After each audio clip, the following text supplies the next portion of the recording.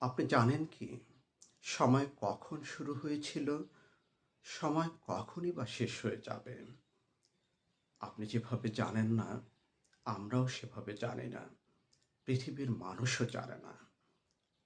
এই চলমান সময়ের শুরু বা গন্তব্য যেহেতু এই পৃথিবীর মানুষের অজানা, তাই সময়কে পরিমাপের জন্য অনেক মানদণ্ড ব্যবহার করে থাকে।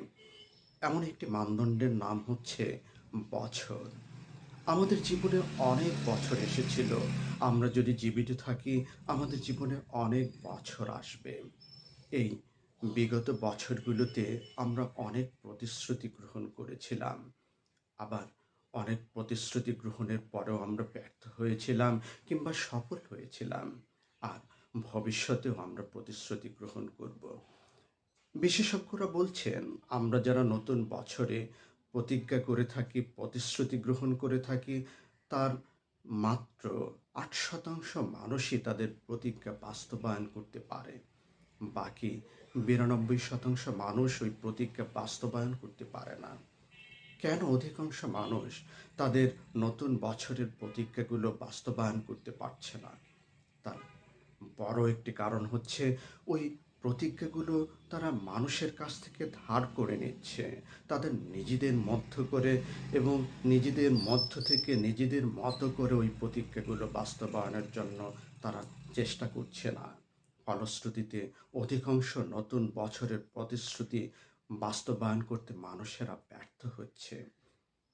আপনি লক্ষ্য করবেন, আপনার গত বছর যদি ব্যর্থতায় পরিপূর্ণ থাকে এবং ওই ব্যর্থতা থেকে যদি আপনি শিক্ষা গ্রহণ করে থাকেন, আপনি নিশ্চিত থাকতে পারেন নতুন বছর আপনার জন্য অনেক বেশি সফলতা বয়ে নিয়ে আসবে।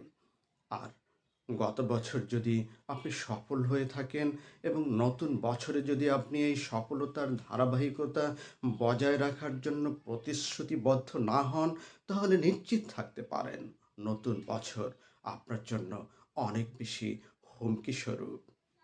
আমরা নিশ্চয়ই জানি নতুনত্ব বেশি দিন থাকে না। নতুন বছরের নতুনত্ব বেশি দিন থাকবে না। আমরা তখনই নতুন বছরের নতুনত্ব টিকিয়ে রাখতে পারবো যতক্ষণ আমরা আমাদের প্রতিশ্রুতিগুলো বাস্তবায়নে প্রতিশ্রুতিবদ্ধ হব। পুরাতন কাজকে নতুনভাবে শুরু করতে পারবো। পুরাতন জিনিসগুলোকে নতুনভাবে আমরা শুরু করতে পারবো। আমাদের জীবনে এই নতুন বছরগুলো আরো বেশি সফল হবে, প্রতিশ্রুতিবদ্ধ হবে এবং আমরা জীবনে আরো বেশি সফল হতে সক্ষম